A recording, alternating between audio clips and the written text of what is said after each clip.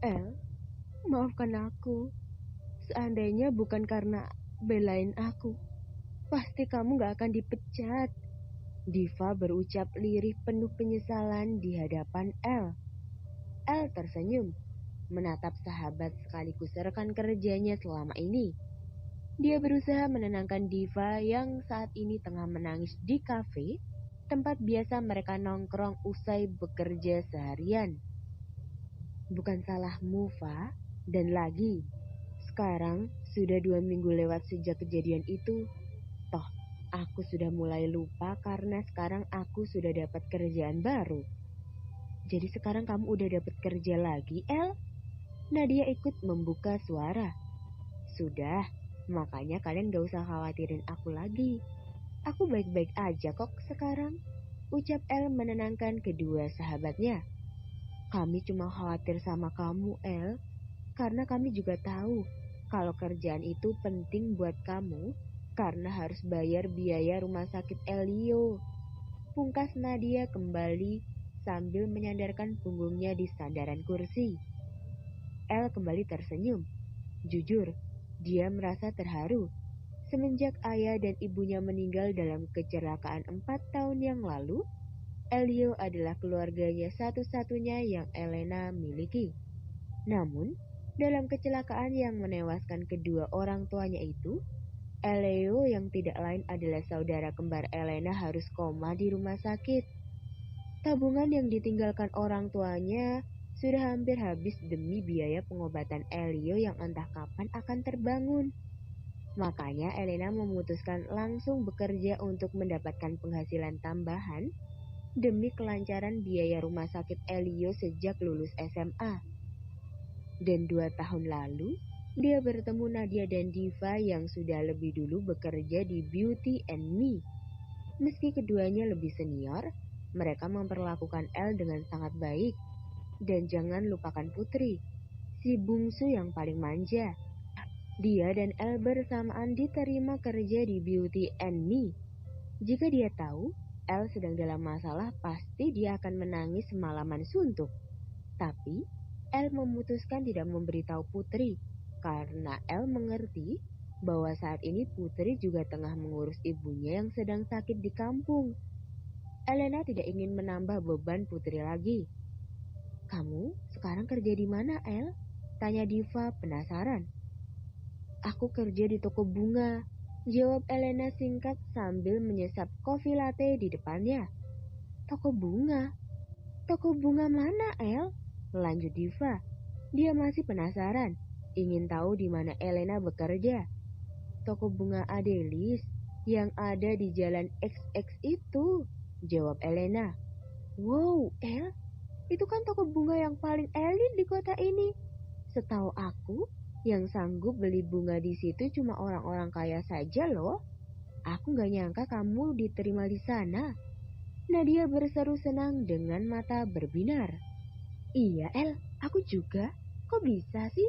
Diva pun terlihat turut senang. Ya, aku juga bingung sih. Kalian tahu kan, sejak kejadian itu aku gak bisa dapat kerja di mana-mana gara-gara si Bima Dirgantara itu.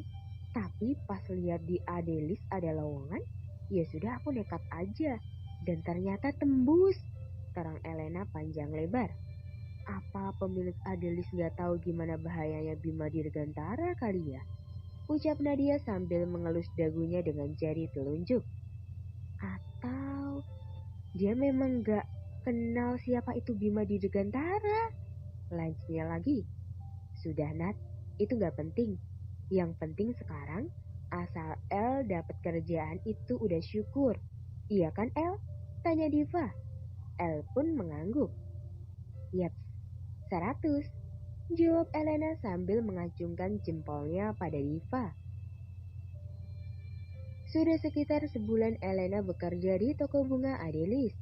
Elena sudah nampak mahir merangkai bunga dan sudah hafal jenis-jenis bunga serta perawatannya. Jujur saja, Elena cukup betah bekerja di sini karena gajinya cukup lumayan dibanding tempatnya dulu. Nyonya Hanin, pemilik toko bunga Adelis juga sangat ramah dan jarang sekali marah, kecuali jika kesalahan pegawai benar-benar fatal. Sejauh ini, Elena mengagumi sosok Nyonya Hanin. Bagi El, Nyonya Hanin adalah wanita anggun yang penuh dedikasi dan sangat menghargai sesama manusia.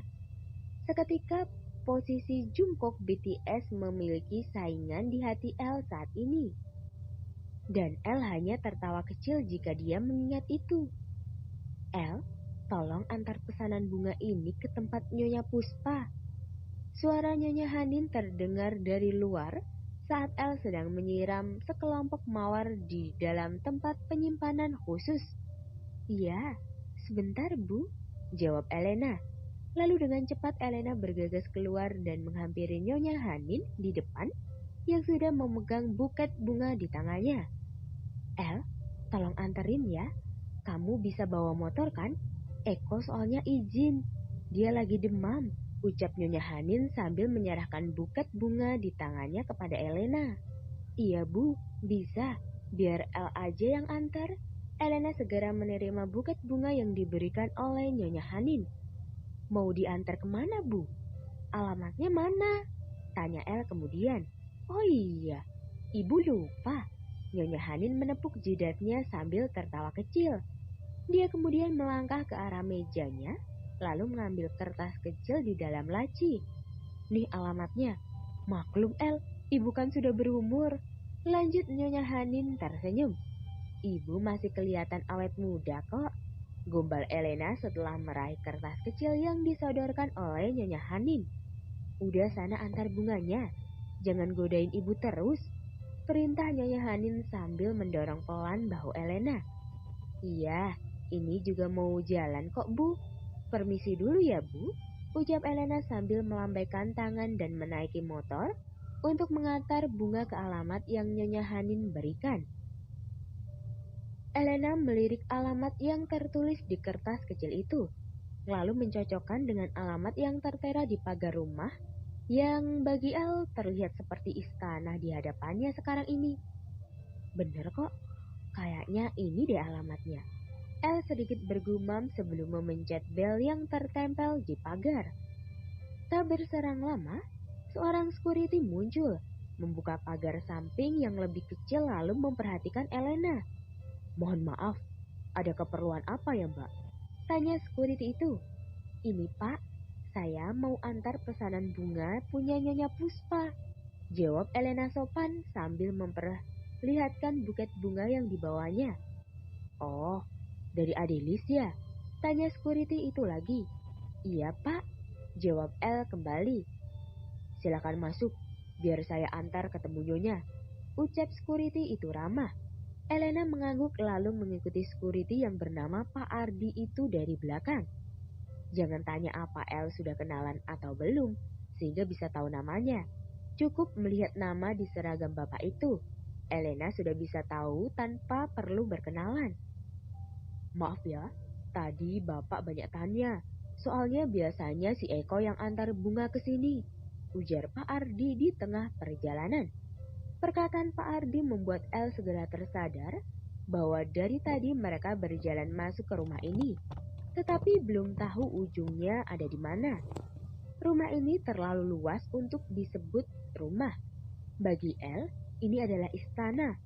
Mungkin saja jika El tinggal di sini, dia akan tersesat untuk 1 bulan pertama. Bagaimana bisa orang menghafalkan ruangan dan arah di dalam rumah sebesar ini dalam waktu singkat? Pasti yang tinggal di sini orang, bahkan bersin pun akan keluar uang, pikir El. Iya Pak, Mas Eko lagi sakit, jadi Nyonya Hanin minta saya yang antar, jawab El sekenanya. Kamu pegawai baru ya? Pak Ardi bertanya ramah. Iya Pak, baru sebulan, jawab El kembali. Namanya siapa? Tanya Pak Ardi lagi. Elena Pak. Pak Ardi mengangguk dan mempersilahkan Elena duduk di salah satu kursi sebelum dia melangkah ke dapur memanggil majikannya. Tampak dari kejauhan, Elena bisa melihat Pak Ardi berbicara dengan seseorang yang Elena tebak sebagai Nyonya Puspa.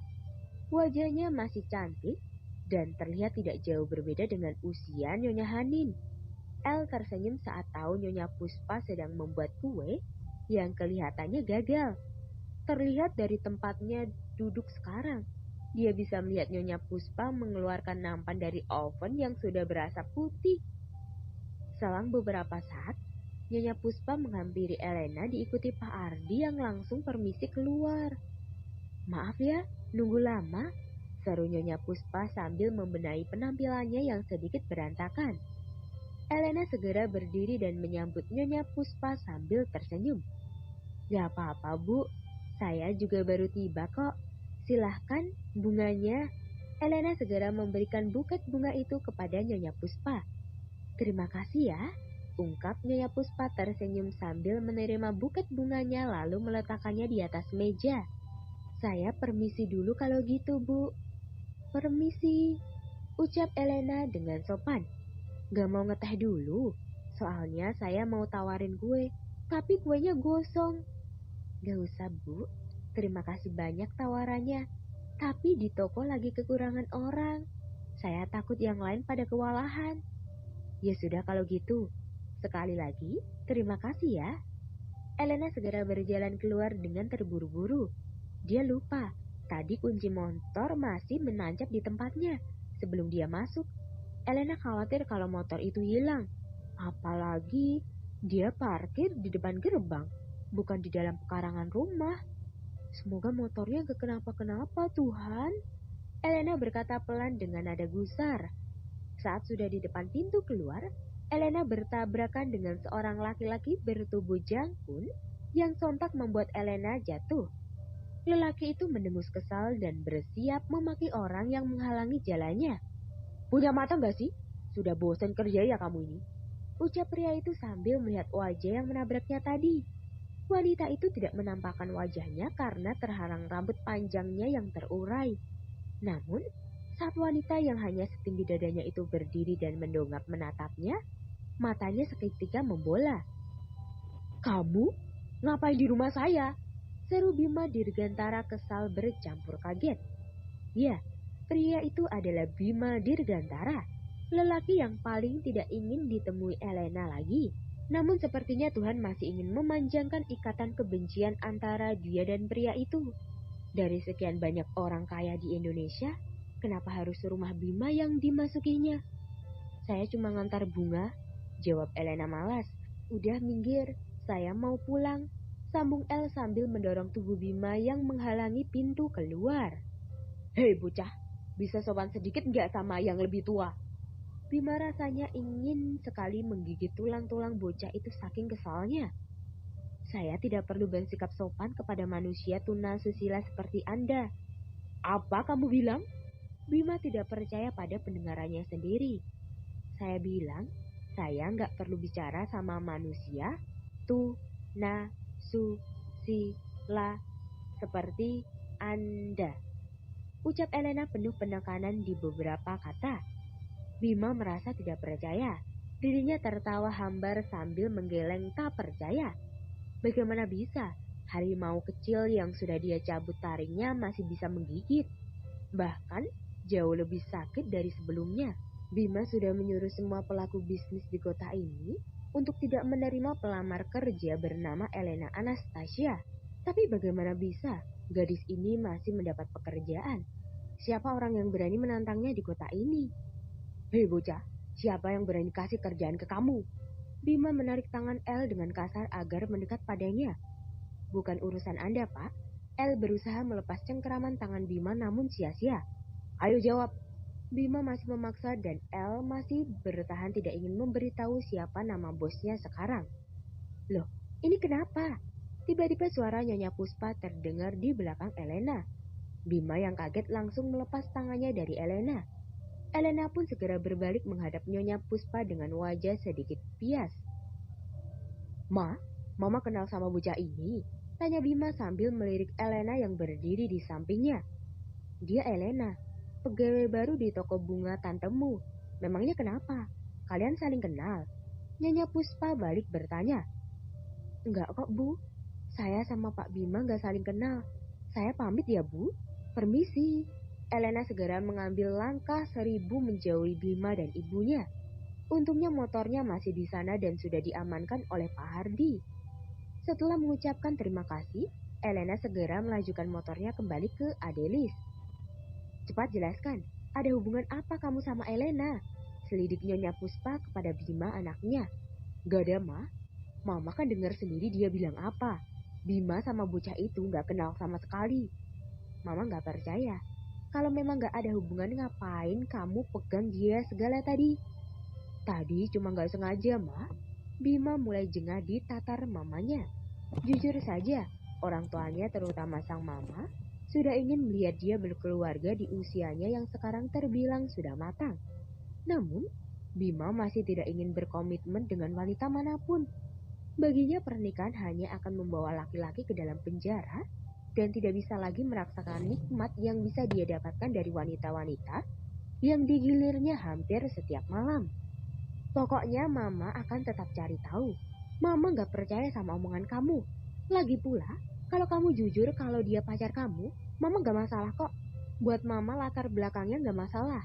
Atau usianya yang masih muda banget di bawah kamu, juga Mama gak peduli. Anaknya sopan dan hormat banget sama orang yang lebih tua. Sama Pak Ardi aja dia sopan. Tapi sama aku, gak ada sopan-sopannya. Ups, Bima keceplosan. Kini dia sadar kalau dia sudah menggali kuburannya sendiri sekarang. Nah kan, ketahuan. Ayo jujur. Nyonya Puspa mendekat ke wajah Bima yang refleks membuat Bima menatap ke arah lain. She is your girlfriend? No, Mom.